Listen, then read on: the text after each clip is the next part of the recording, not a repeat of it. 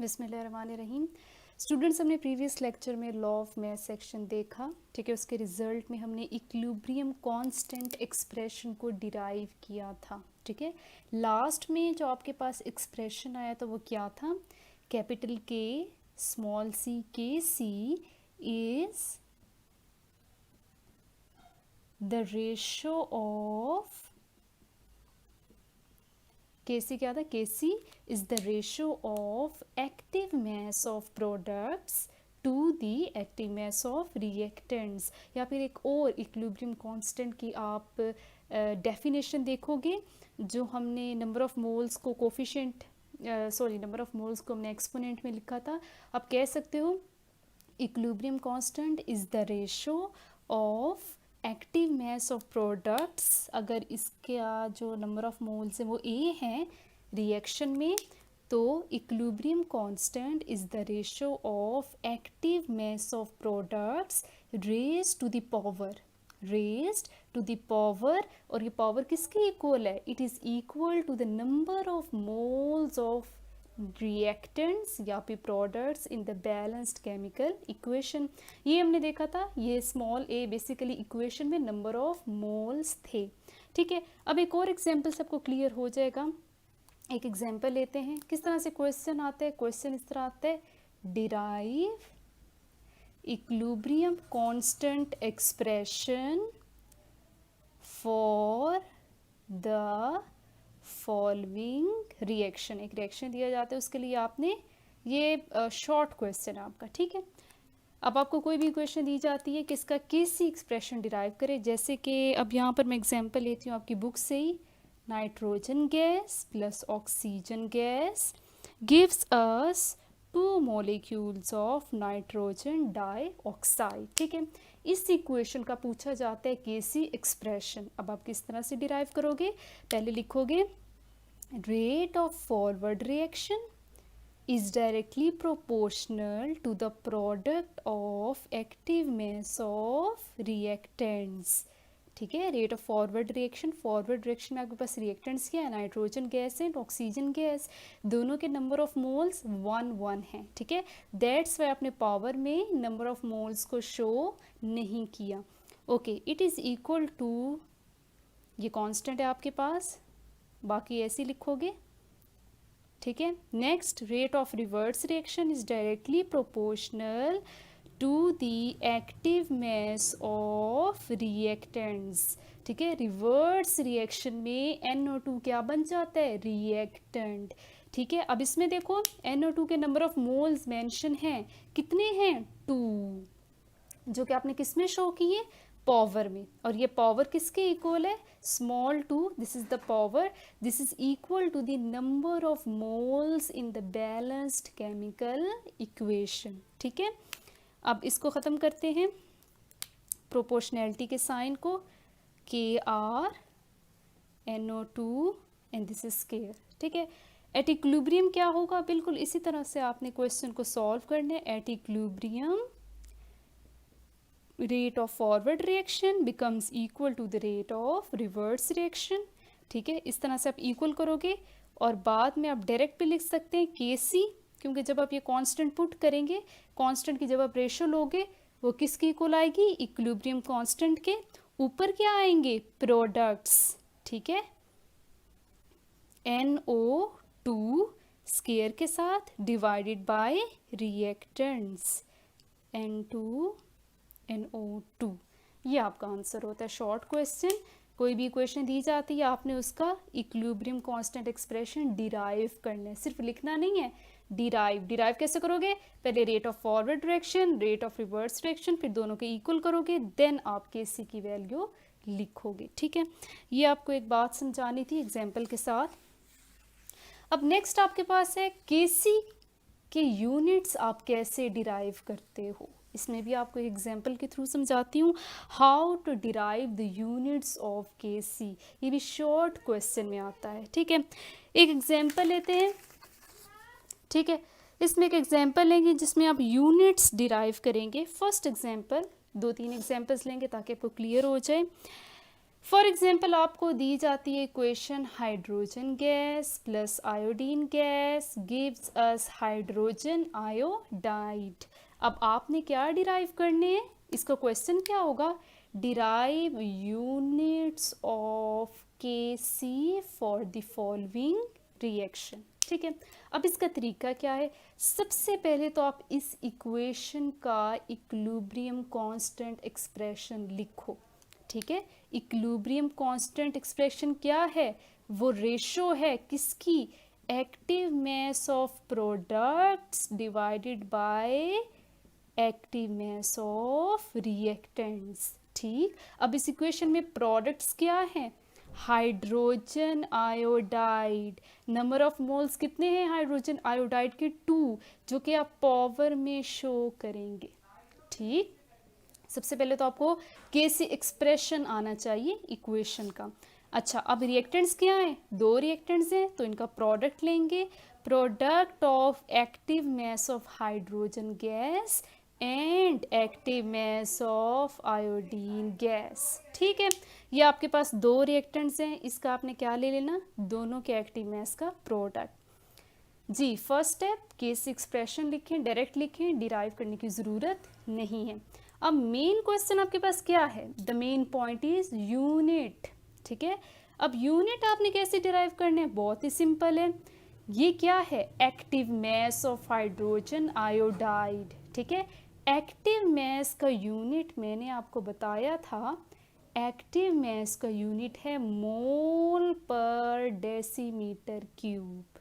ठीक है, अब इसका आप यूनिट लिखोगे, ब्रैकेट्स को ख़त्म करें, स्क्वायर ब्रैकेट को, इसकी जगह आप यूनिट लिखोगे मोल per decimetre cube.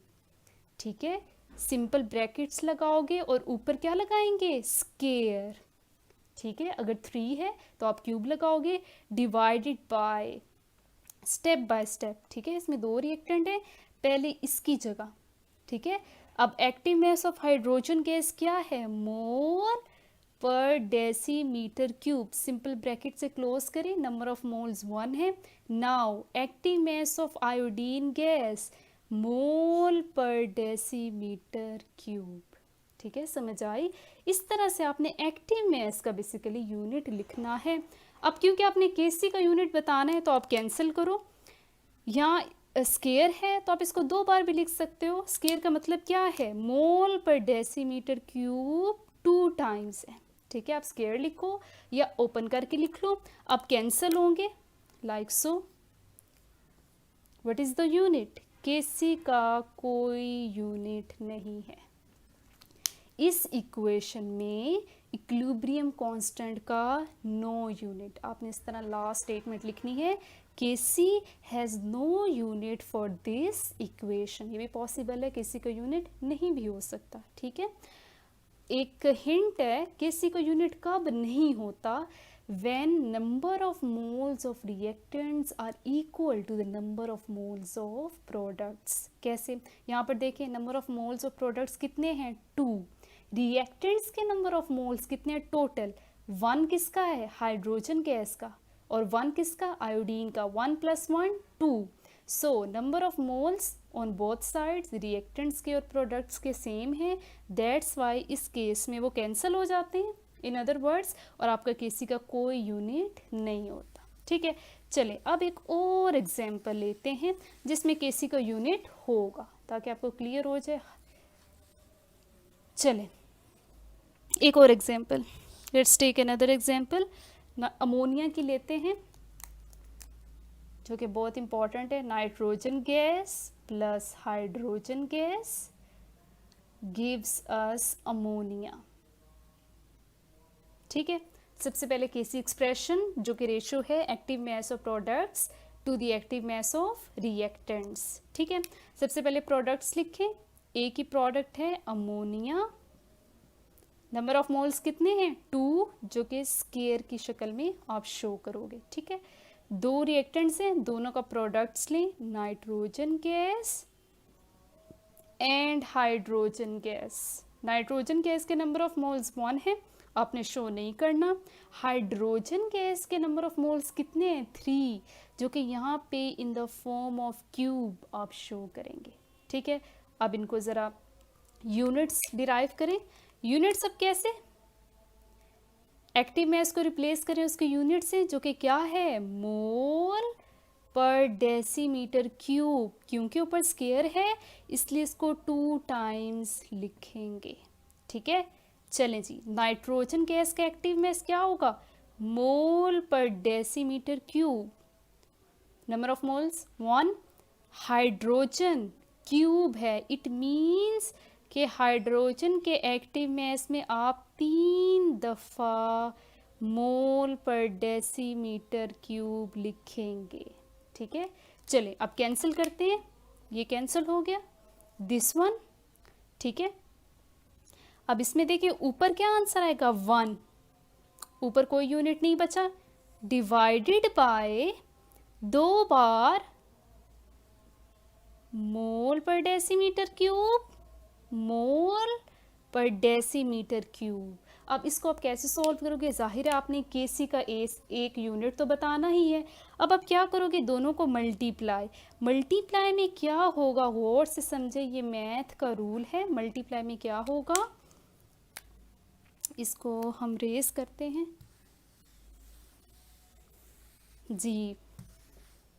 KC is equal to 1 divided by mole. Mole एक दफ़ा लिखा जाएगा और इसकी पावर को प्लस किया जाएगा। जब बीच में मल्टीप्लाई हो तो पावर्स प्लस होती हैं। 1 + 1 2 मोल स्केयर। इसकी पावर को प्लस करें, डेसीमीटर एक दफ़ा लिखा जाएगा, माइनस माइनस माइनस आता है, 3 और 3 6।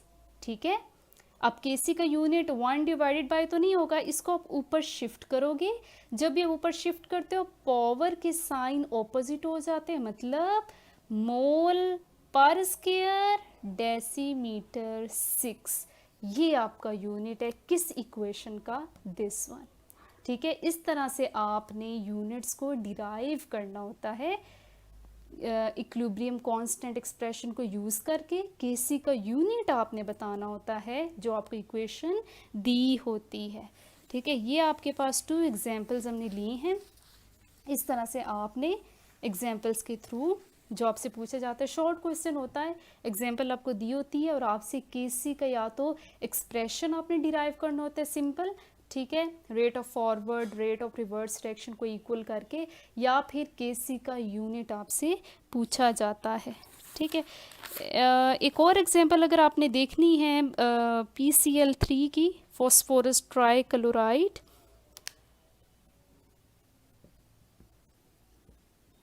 One more example. ठीक है, अब इसमें देखें केसी का यूनिट अगर आपसे पूछा जाए, सबसे पहले केसी एक्सप्रेशन, प्रोडक्ट्स का active mass divided by reactants का एक्टिव मास। ठीक है, इसमें प्रोडक्ट्स क्या हैं? PCl5, रिएक्टेंट्स क्या हैं? 2 हैं, दोनों का प्रोडक्ट ले लें।